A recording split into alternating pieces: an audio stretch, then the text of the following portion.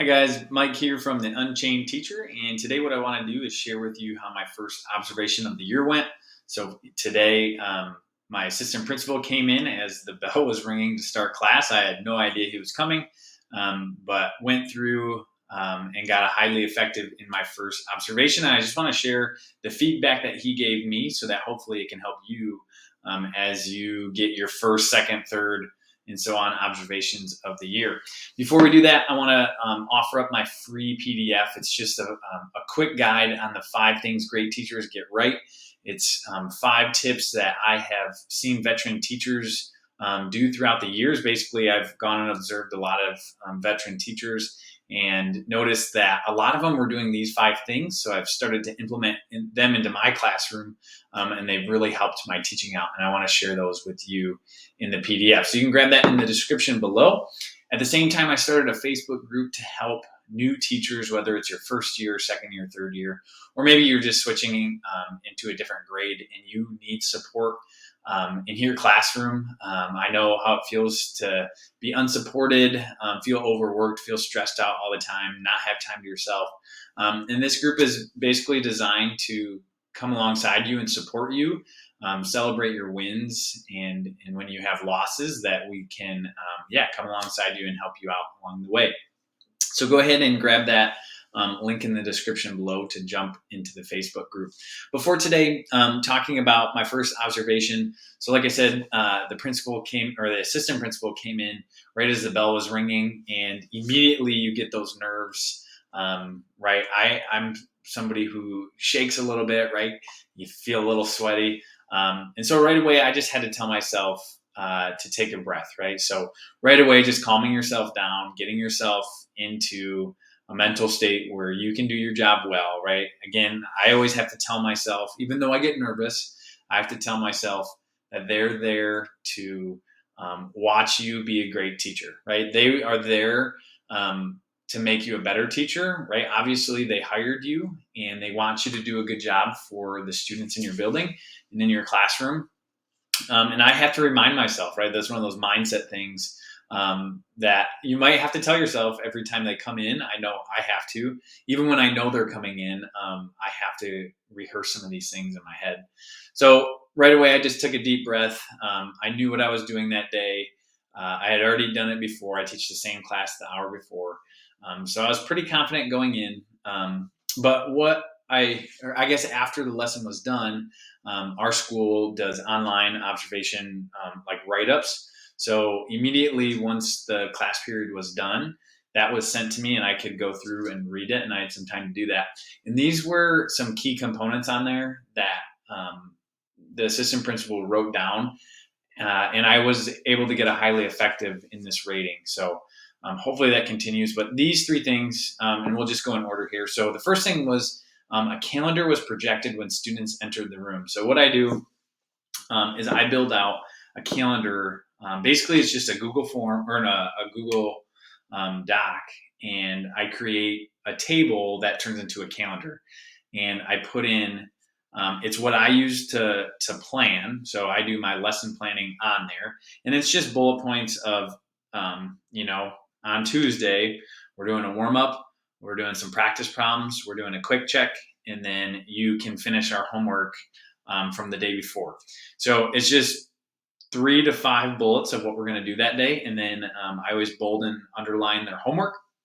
And so what that does is it just gives students a look at that day as well as the entire week. So I'm a big proponent of making things as clear as possible for students, because if you think about it, students have 6 hours of the day, then they go home or go to practice and life gets busy, right? They're not thinking about your class. So when they come back to your class, I like to show them and remind them and train them what is coming so that they can get ready, maybe work ahead, or maybe come in and ask questions. So that calendar was there, and I got great feedback.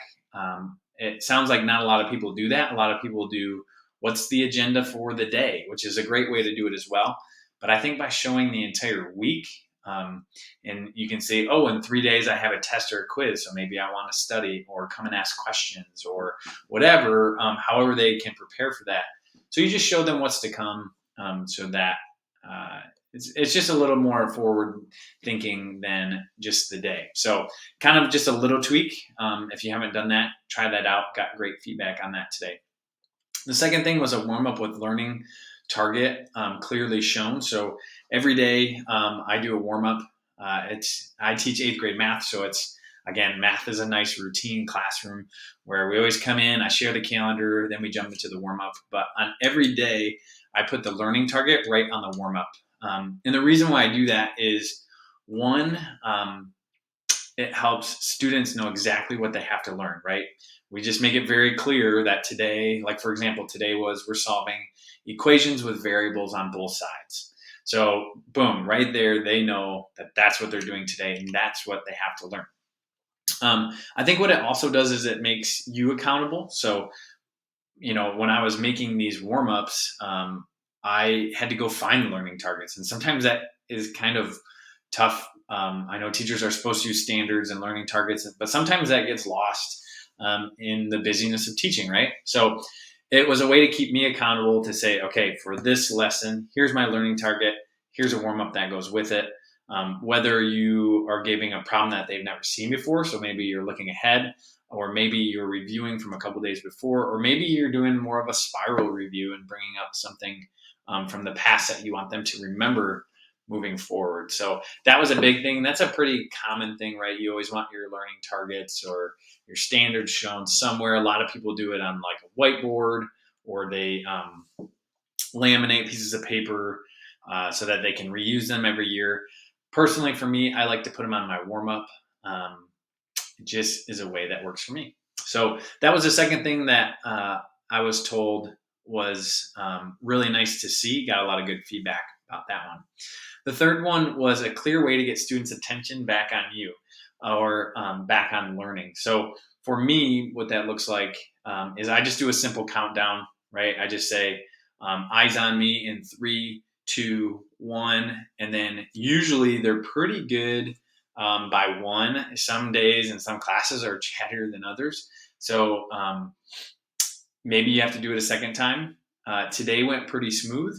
And then I always just say, hey, thank you for listening, because I think it's important if you are going to ask something of them, to give thanks for that if they do a good job, right? Some positive reinforcement there. So by doing that today, we did our warm up. I always give them a couple minutes. And then on today's Tuesday. So on Tuesdays, we had 2 warm up problems. And then we always do something that we're thankful for. The reason we do that is because the science that we've read is that it's hard to be thankful or grateful and stressed or anxious at the same time. Some people even say impossible. So we'd like to mix in some of those life skills there. So after doing the warm up and the thankful list, right? They try the warm up. I have them in groups, so then they work with their partners. Maybe go back and forth. Hey, what did you get? I got this. And then, they share what they're thankful for.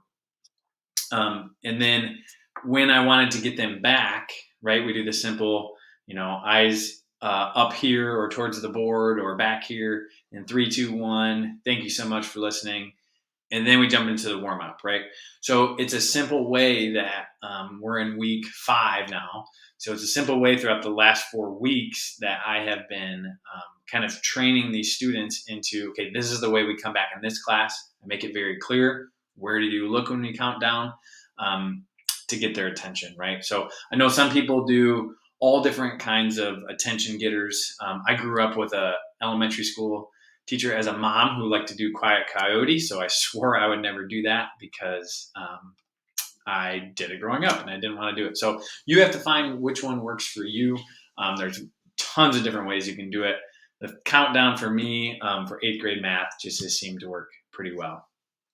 Now, the bonus down here, I just wrote routines. And the reason I did that is because when I was thinking about all 3 of these things that I've done, they're all routines, right? I'm huge on routines. I mean, I'm a math teacher, right? That's something math nerds are kind of known for, right? But routines and training your students on what they should do and how they should act in your classroom. It's huge, right? It doesn't come right away, but having a calendar up, right? If I highlight number 1, having a calendar up every day when they walk in for the entire week trains them to look at the calendar. Hey, what are we doing today? There it is on the calendar. Hey, when is our next quiz? Boom, it's on the calendar. When's our next test? What's our homework? Right? All these questions can be answered by the calendar. It's just simple, right? I just show them what I've planned, and it's the same thing I use. For the two, the warm-ups with the learning target. Every day, maybe not on a quiz or test day, but most days we do a warm-up, and it shows what they have to learn that day. So again, it's a routine of, okay, you're going to come in, look at the calendar, then we start our warm-up. So students know right away that they're going to need a pencil and a calculator and their warm-ups out, right? And then the last one, a clear way to get students' attention. Again, at the beginning of the year, you maybe try it, doesn't work. You talk about like, hey, when I count down, this is what we do.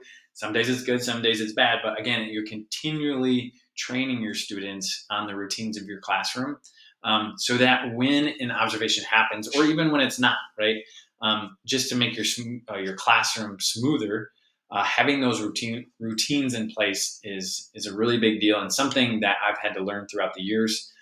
If you're all over the place, it's telling your students that there is no one way to act in class, and some teachers are okay with that. Me personally, I want students to know when you come to 8th grade math, this is how you're supposed to act. This is how you come back to class. This is how we do warm-ups. So that way class just is a little smoother. So hopefully this helps you in your observations to come. If you agree or disagree and you want to leave a comment, I'd love to hear your feedback. And I just want to say good luck in your observations. Again, if you want more tips on how to have good observations, I'd love for you to join that Facebook group in the description below. And you can download that free guide, The 5 Things Great Teachers Get Right, to really improve your teaching and improve your students' learning and improve your school in general. So hope you guys have a great day, and we'll talk to you soon.